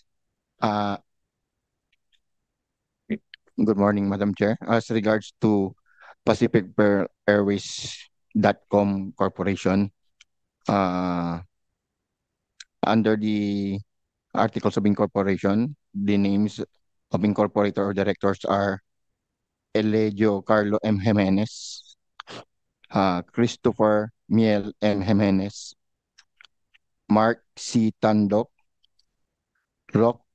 Reocolin P. Toledo, Helen Q. Panolino, Aurora Maria F. Timbol, and Elio B. Jimenez.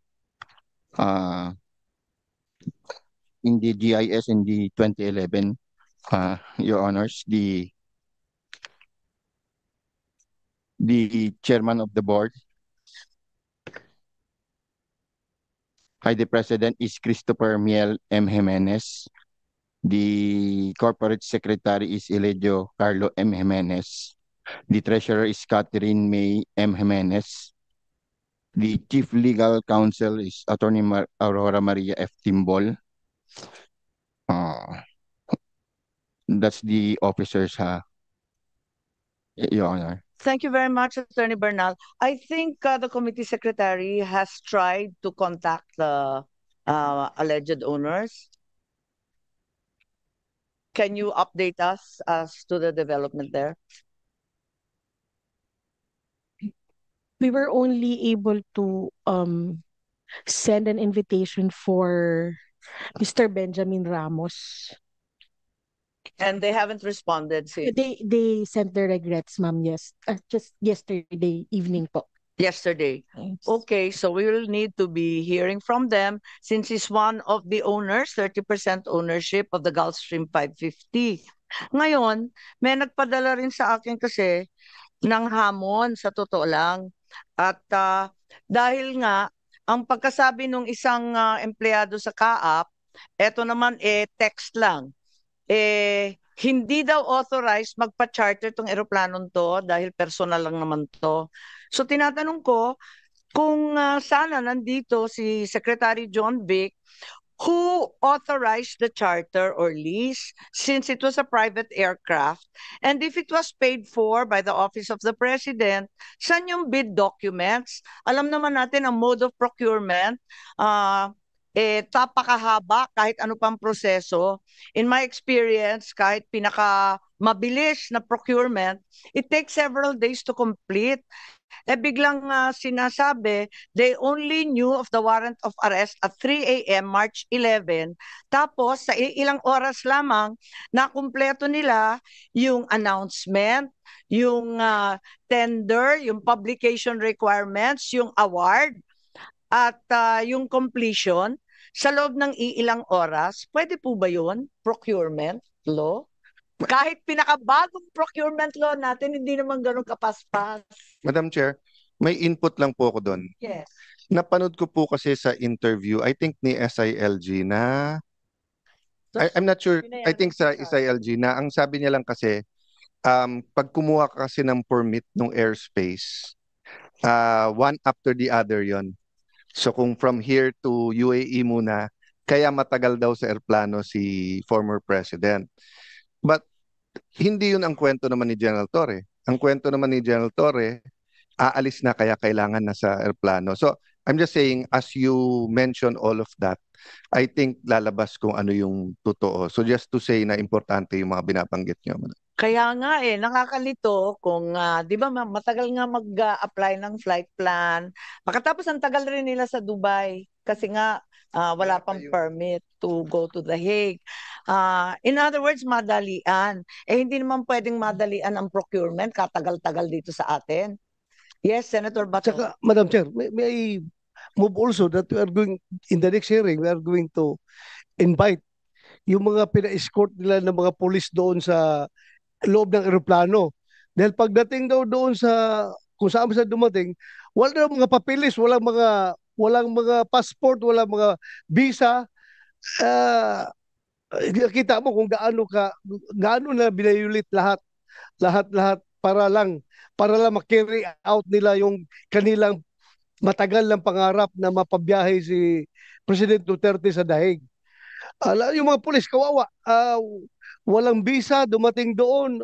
Ano gusto lang gawin sa pulis natin? May mga pulis na TNT. nakasakay sa eroplano. Ng eroplano, Kaya nga, pina-escort. diba? Pina-escort sila. Yung doktor ata yun. Yes. Pinadala nandun. Walang papeles. Ano gusto nila? TNT yung pulis natin doon? Dami naman nilang linabag na batas, pati yung immigration ng Amsterdam, pambihira. Madam Chair. Yes, Senator. And with permission ni Senator Bato, Senator Bato, bato-bato sa langit naman, wag magalit. Bato-bato sa Senado, sana hindi maaresto. Hindi, pwede lang po bang, pinapatawa lang ko po kayo, but kasi po, nung last hearing, just if alam nyo dahil naging chief PNP kayo, nung tinanong ko kasi, dahil ang sabi, Interpol ang tinulungan natin, hindi ICC. So ang sabi po nung cabinet members na nandito, kasi nung tinignan natin po yung dokumento galing sa ICC, what's the name of that document? Yung may pirma ni Ambassador. Yung parang return nila po. Tapos nakapirma doon yung Ambassador Lacalinaw. So sabi ko, so hindi natin tinurn over sa Interpol. Ang sabi lang hindi, kung may representative daw ang Pilipinas ng Interpol dito sa Pilipinas, pag nag-request daw sa Interpol sa atin, pag tinurn over daw natin sa representative nila dito sa Pilipinas ng Interpol, sa Interpol na daw nating tinurn over. Tapos yun nga, yung Ambassador Laclanaw, tinurn over sa ICC. Pero kung titignan mo, ang pirma niya dito, on behalf of the Republic of the Philippines, as representative, hindi as representative of Interpol. Pero ganun ba yung Interpol? So kung ako ang representative ng Interpol dito, or point person, na Pilipino ako So pag nagsabi ka sa akin na may huhulihin, pwedeng sa akin mo i-turn over, tapos ako magdadala sa ibang bansa? Parang malabo ng konti or... Paligtad nga, Madam Chair, no? Senator Cayetano, kapag in that case, ang requesting entity was Interpol ko, no? So, dapat marami na akong ginawang nag-request ako sa Dubai nung pinapahuli ko si Kerwin Espinosa, yung drug lord na ngayon ay tumatakbo ng mayor ng Albuera. Nung pinahuli ko doon, nag-coordinate ako sa Interpol, nung nakuha na nila, physically arrested na nila si Kerwin Espinosa, ako mismo ang nagpadala kasi we are the requesting party. Ako ang nagpadala na tao doon, sinundo si Kerwin, sinakay sa aeroplano ng PAL, pauwi dito sa Pilipinas. Pero sa atin ngayon, nangyari, Interpol ko noon nag-request, tayo pa naghatid doon sa dahig. Very inconsistent yung mga actions na ginawa nating gobyerno dahil baliktad Dapat ang requesting party ang magsundo dito, bakit tayo maghatid? Just one more point, Madam Chair, kasi nga dito po, duly noted on behalf of the Republic of the Philippines, signature po nung ating Special Envoy for Transnational Crime, no? So hindi siya pumirma bilang representative ng Interpol. Pumirma sa atin. So usually mas gusto kong harapan tanungin kagad and syempre actually partida na to kasi maiisip pa nila yung sagot. Pero I think for our records, importante to. Then last lang, sir. Hihingin ko yung dokumento Yes. para part of the committee Yes. records. Then last lang po, ma'am, hindi ko po kayo ginagawang witness, Senator Bato. Alam mo naman yung respeto ko sa iyo ever since hanggang ngayon. But nung time na Chief PNP ka, may order ka ba na basta't napatay lalo sa drugs, walang mga report yun? Kasi hanggang ngayon talagang, kasi kung totoo yun, kumbaga sa crime, karumal-dumal di ba? Yung sinabi ni SOJ na nung tinitignan daw nila, pag wrongful death daw, wala daw report. Yung ang makupitan ka lang ng napitaka mo, ballpen mo, di ba? May blatter yun kung mag-blatter ka. Have you heard na may ganong order or sistema? Ako, Madam Chair, Senator Alan, diritsahang sagutin ko yan. That's a blatant lie yung sinabi ni Secretary Remulla. Talagang kasinungalingan yan. Dahil, alam mo, in-emphasize namin palagi yan noon para makasiguro tayo, meron tayong depensa sa sarili natin. Dahil alam natin na merong investigasyon na darating. Siguruhin ninyo, every death na related sa war on drugs, meron tayong case folder niyan. Nakapile lahat doon, starting from the spot report, to the progress reports, development reports, hanggang doon sa pag-file ng kaso sa DOJ. Meron tayo yan. At yung sinasabi nila ngayon na mga patay na yan, puntahan lang sa PNP, nandun yung mga folders na yan. If you can remember, when I was the chief PNP, pinatawag ako dito sa Senado noong panahon ni Laila de Lima. At hiningi sa akin ng komite yung mga reports. Pinadala ko yung mga reports dito. Folder by folder. Andito lahat yung mga report na yun. So, hindi po totoo yun na walang record ano natutulog ang pulis natin? Hindi ni-record, hindi binablatter yung mga crime incidents na yan. Hindi Thank pa you, totoo yan. Madam Chair, kasi i-emphasize ko lang po ha. Personally, ako ay run as an independent. Wala po akong partido, hindi po ako partisan. Of course, human tayo, kaya parang you can say pro, anti, but both pro and anti-Duterte gusto accountability, pero gusto truth at tamang paraan. Kaya ako tinanong ng Senator Bato, kasi kung naalala mo, madalas na, ano bang tamang word, kutyain, i-criticize, minsan minumura pa ng dating Pangulo yung human rights group. Pero trabaho ko bilang diplomat, bilang Secretary of Foreign Affairs, is wag masira yung tulay. Di ba? Parang sa China, we totally disagree with their claims in the West Philippine Sea. Pero kailangan may nakikipag-usap. So I remember yung Iceland, grabe ang banat sa atin nun sa Human Rights Council sa Geneva. Ang ginawa ko po, humingi ako ng meeting. Akala nila makikipagsigawan kami sa kanila. I think si Yusek, were you there with me? Wala. No. So, ang ginawa namin, Madam Chair, inimbita ko siya sa Pilipinas. Sabi ko, I know you have a constituency. I know human rights is big in around the world, but especially in Europe. But you know what? The numbers they're throwing around now is fake news, is misinformation. So I'd like to invite you. He said, no, but your president says, no, I'm inviting you. I will go with you, or you tell me where you want to go, PNP. Because nga, nagkalakas ng loob ako, Senator Bato, nung sinabi niyong lahat yan iniimbestigahan at meron. So I'm not saying it's perfect. But between totally walang investigasyon at 100% investigation, we're somewhere in the middle. Pero na-shock talaga ako nung sinabing wala. But we will give the SOJ and the government the chance to answer. Even Yusek o ASEC nila, Madam Chair, okay na sa akin. Pero gusto ko lang i-explore yon kasi after our hearing, ang dami nagtanong sa akin na totoo ba yun? Wala ba talaga? Paano naman naging cardiac arrest yung bala sa So, hindi tayo pwedeng tumuloy na may black eye ang Pilipinas eh. So kung totoo, ilabas. Kung hindi totoo, i-clear natin.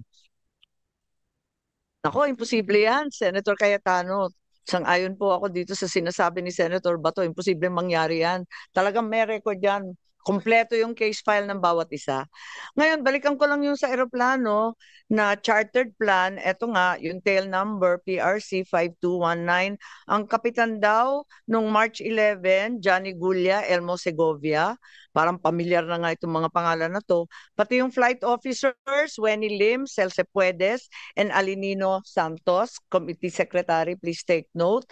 Ganito rin yung pinangalanan ni Senator Cayetano, ASEC Marcos Lacanlale, kung pwede natin kausapin sana, hindi naman na tayo naghuhusga, kundi gusto lang natin malaman kung ano talaga nangyari.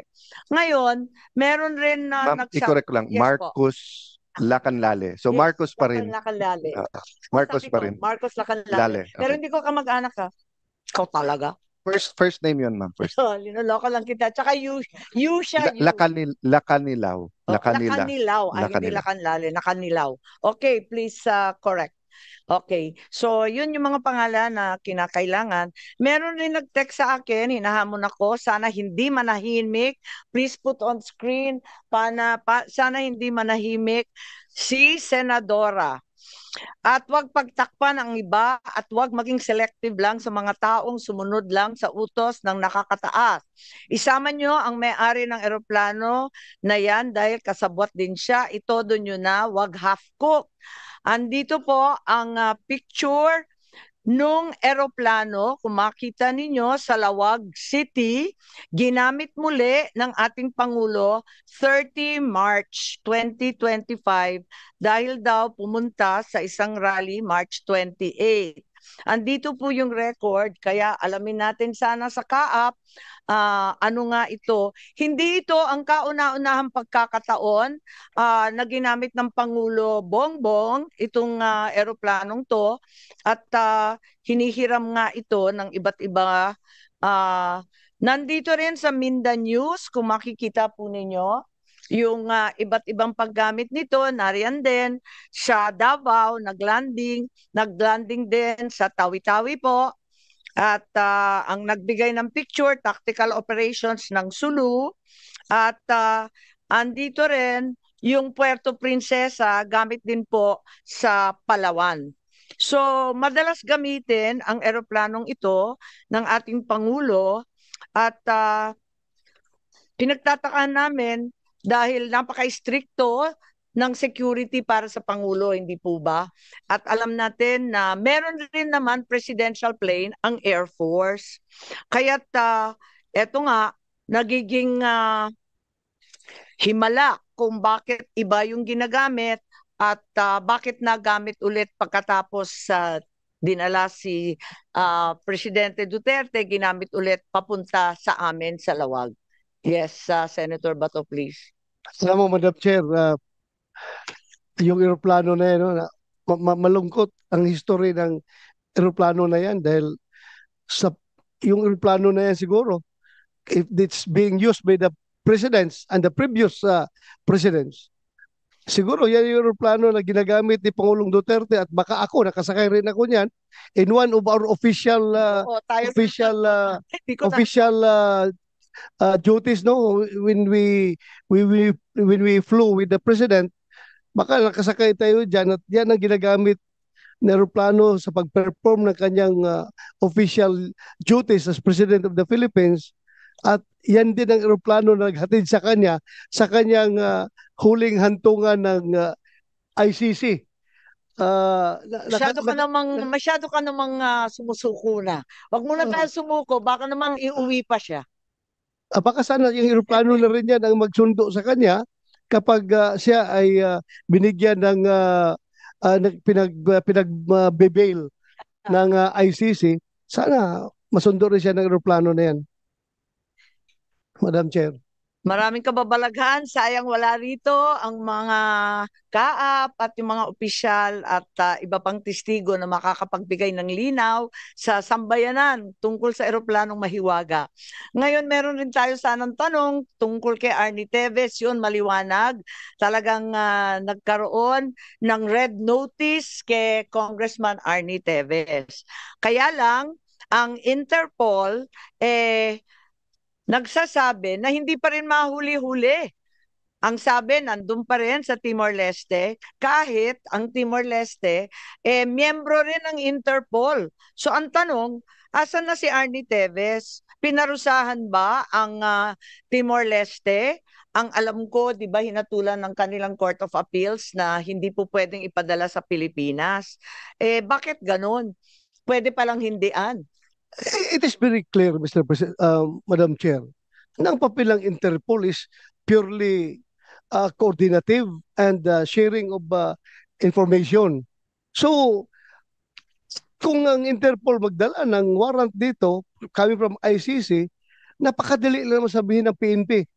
Sorry, Interpol, I cannot cooperate with you because we do not recognize the jurisdiction of ICC at yung warrant na dala-dala ninyo, na ang basis sa inyong red notice or yung diffusion notice na yan ay yung warrant ng Interpol, hindi na namin yun na-recognize. So, bakit kailangan namin sundin? So, sorry, Interpol, pwede naman ganun tayo, ang ginawa pa nating excuse ang Interpol para ibiyahe si Pangulong Duterte doon sa Dahig. Hindi ba yung Interpol, hindi naman pinaparusahan ang Timor-Leste? Kahit hindi sila sumusunod doon sa... Walang pagkaparusahan niya dahil Interpol exists for its members. Ang membro niya ng mga police organizations all over the world, nagbabayad yan ng annual pay doon sa annual fee sa Interpol para mabuhay yung operasyon ng Interpol. So, kung aalis ang Timor-Leste as member of Interpol, malaking kawawalan niya sa kanila.